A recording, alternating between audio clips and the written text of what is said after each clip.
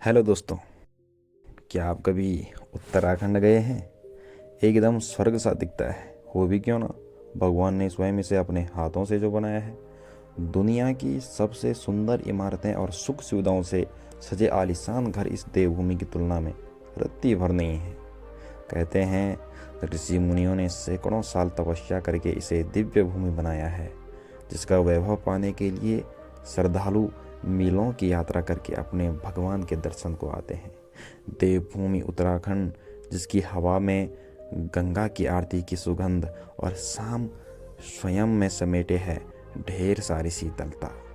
तो चलिए हमारी इस वीडियो के जरिए जानते हैं तपोभूमि उत्तराखंड के एक सुहाने सफ़र के बारे में। देवभूमि उत्तराखंड, तो आखिर जानते हैं देवभूमि उत्तराखंड इस राज्य का नाम क्यों पड़ा।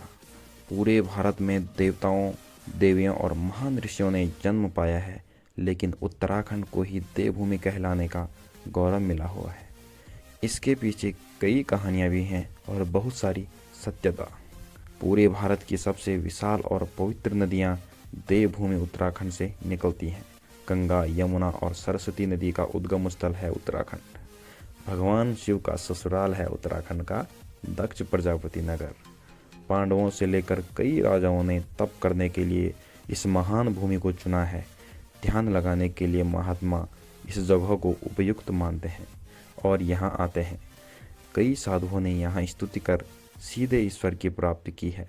पांडव अपने अज्ञातवास के समय उत्तराखंड में ही आकर रुके थे। चलिए दोस्तों, जानते हैं उत्तराखंड का इतिहास।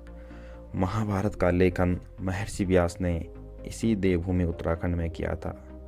उत्तराखंड की सांस्कृतिक और भौतिक विरासत को दो भागों में बांटा गया है, कुमाऊं और गढ़वाल मंडल। सभी कहानियों में इन दोनों का जिक्र खूब मिलेगा। जिस देवभूमि उत्तराखंड को तपोभूमि की संज्ञा देते हैं, उसको बाद में हमारी ही नस्लों ने खून खराबों से गंदा किया। उत्तराखंड के ऊपर पुरुवंश ने शासन प्रारंभ किया था, जिस पर आगे चलकर नंद, मौर्य, कुषाण ने शासन किया। आगे इस पर ब्रिटिशों ने भी राज किया। गढ़वाल के पश्चिमी हिस्से में बनी भगवान बुद्ध की मूर्तियों का निर्माण सम्राट अशोक ने कराया था। कुछ ऐसे ही ऐतिहासिक तथ्य उत्तराखंड की गलियों से गुजरते हैं, जिसमें एक बड़ा नाम चिपको आंदोलन का है, जिससे बाद में देश के सबसे बड़े पर्यावरणविदों और नेताओं ने साथ दिया और इसने देश के सबसे बड़े अहिंसक आंदोलन के रूप में अपनी पहचान बनाई। तो चलिए दोस्तों, अब उत्तराखंड के पर्यटन स्थलों के बारे में जानते हैं। देवभूमि उत्तराखंड को ढेर सारे ऋषियों ने अपनी तपस्या से सजाया है। घूमने निकलेंगे तो पूरा उत्तराखंड ही खास मखास है। हवा इतनी निराली है कि जगह जगह पर चार चांद लग जाते हैं। घूमने वाली जगहों को आप दो हिस्सों में बांट सकते हैं, धार्मिक स्थल और रोमांचक स्थल। चलिए जानते हैं उत्तराखंड के धार्मिक स्थलों के बारे में। उत्तराखंड श्रद्धालुओं का गढ़ है। अगर आपको एक महीना दे दिया जाए तो भी आप उत्तराखंड पूरा नहीं घूम सकते। इसलिए अपने ट्रिप को कुछ ऐसा बनाएं जिसमें कम से कम समय में सारी घूमने लायक जगहें पूरी हो जाए। तो चलिए दोस्तों, इन धार्मिक स्थलों में से सबसे पहला नंबर आता है केदारनाथ। भगवान केदारनाथ का मंदिर, चार धाम की यात्रा का पहला पड़ाव है केदारनाथ का मंदिर। भगवान केदार की इस यात्रा में दर्शन और आध्यात्म साथ साथ चलते हैं। हर वर्ष चार धाम यात्रा जब शुरू होती है तो बाबा केदार के दर्शन करने के लिए पूरे भारतवर्ष से और देश विदेश से कई यात्री जो है दर्शन करने आते हैं। तो इसी लिस्ट में दूसरे नंबर पर आता है बद्रीनाथ धाम। चार धाम यात्रा का दूसरा पड़ाव हमारे बाबा बद्रीनाथ का मंदिर है। इस यात्रा की शुरुआत कैसे करें और कहाँ करें, ये हम आपको अगली वीडियो में पूरी जानकारी दे देंगे। इसी लिस्ट में तीसरा नंबर आता है दोस्तों हरिद्वार। आप हरिद्वार पहुँचेंगे तो नज़ारे हर जगह मिलेंगे। इसका नाम ऐसे ही हरि का द्वार नहीं पड़ा। दोस्तों, हरिद्वार को योग की राजधानी कहा जाता है।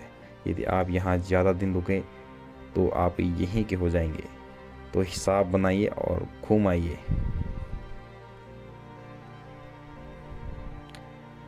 तो चलिए जानते हैं दोस्तों कि आप हरिद्वार कैसे पहुंच सकते हैं। हरिद्वार का खुद का एक हरिद्वार रेलवे स्टेशन है, जहां जाने के लिए दिल्ली से हर दिन ट्रेन जाती रहती है। करीब 8 घंटे में आप हरिद्वार वाया ट्रेन पहुंच जाएंगे। हरिद्वार पहुंचने के लिए आपको सबसे नज़दीकी देहरादून के जॉलीग्रांट हवाई अड्डे की फ़्लाइट पकड़नी होगी। तो दोस्तों, इसी लिस्ट में चौथे नंबर पर आता है ऋषिकेश। घूमने और दर्शन के दोनों ही नज़रिए से बहुत महत्वपूर्ण है ऋषिकेश। राफ्टिंग हो या गंगा आरती, यहाँ दोनों का ही अपना एक महत्व है। तो चलिए जानते हैं दोस्तों कि ऋषिकेश कैसे पहुँचे। इसका अपना एक रेलवे स्टेशन है, जहाँ पर दिल्ली से 7 या 8 घंटे में ट्रेन पहुँचा देती है। ऋषिकेश पहुँचने के लिए आपको सबसे नज़दीकी देहरादून के जॉलीग्रांट हवाई अड्डे की फ़्लाइट पकड़नी होगी। तो इसी लिस्ट में हम 5वें नंबर पर आते हैं गंगोत्री। पहाड़ों के बीच अपना खूबसूरत श्रृंगार बिखेरती है। 4 धाम की यात्रा का एक अहम पड़ाव है गंगोत्री। गंगा के उद्गम की ये जगह पावन भी है और बेहद सुंदर भी। चलिए जानते हैं दोस्तों कि गंगोत्री कैसे पहुँचे। हवाई मार्ग से गंगोत्री के लिए जॉलीग्रांट हवाई अड्डा सबसे नज़दीक करीब 247 किलोमीटर है। रेल मार्ग से ऋषिकेश रेलवे स्टेशन से सबसे नज़दीक है और सड़क मार्ग से आपको NH 108 से होकर गंगोत्री जाना होगा। तो इसी लिस्ट में हम 6वें नंबर पर आते हैं दोस्तों यमुनोत्री। गढ़वाली पहाड़ियों में अपनी खूबसूरत छटाओं के बीच बसा हुआ है यमुनोत्री। बिल्कुल गंगोत्री की ही तरह 4 धाम यात्रा के श्रद्धालु पूरे मन से इसकी यात्रा करने आते हैं। तो चलिए जानते हैं दोस्तों कि हम यमुनोत्री कैसे पहुँचे।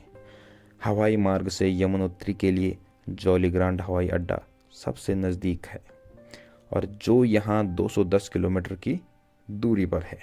ट्रेन मार्ग से यात्रा करने के लिए आपको सबसे नज़दीकी देहरादून रेलवे स्टेशन के लिए ट्रेन पकड़नी होगी। यहाँ से आपको बस या कैब मिल जाएगी। दोस्तों, अभी तक हमने आपको अपनी वीडियो के माध्यम से बताया कि उत्तराखंड में कौन कौन से प्रसिद्ध धार्मिक स्थल हैं और ये भी हमने बताया कि आप वहाँ तक कैसे पहुँच सकते हैं।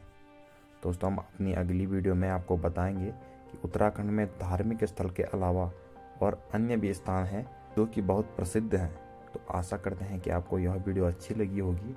मिलेंगे अगली शानदार वीडियो में, तब तक के लिए राधे राधे, जय बद्री विशाल, जय माता दी।